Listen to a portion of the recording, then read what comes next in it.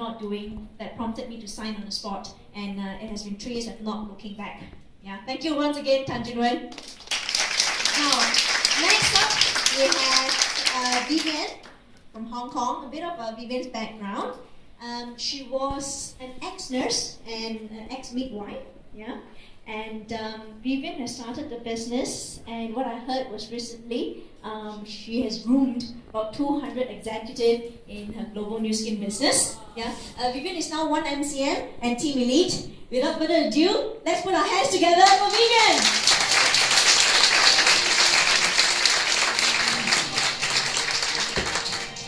Good evening, everyone. After listening to Jun Wen and Pamela, perhaps you might think, of course they would be successful. They have such backgrounds, right? But as a housewife for 15 years, and I can also have a bit success. So that means new skin is for everyone.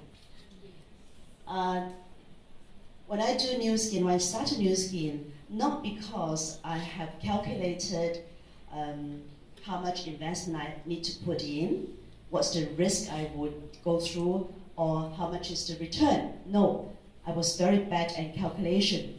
I do new skin purely because of good products. In 1990, I was a registered Canadian registered nurse and UK certified midwife. And in 1990, my secondary school classmate Jenny called from USA, and she also flew to Hong Kong in 91 to tell me how good the product is and how good the business was. But of course, I won't listen to her, because after knowing the price of the product and the packaging of the product, I thought it was not expensive enough for me to use. Because we all use name brands, use products with lots of advertisements, and use, really, if it's not expensive, we won't use it.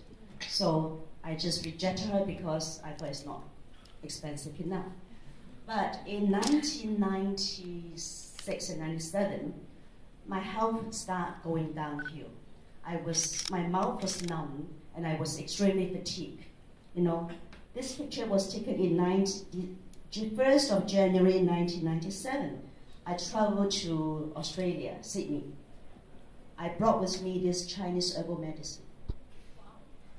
Because this numbness and tiredness, I would go through all the specialists. They couldn't find anything wrong with me.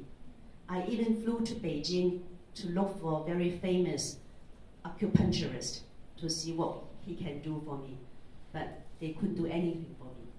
So in 97, it's March, Jenny called and said, why don't you try our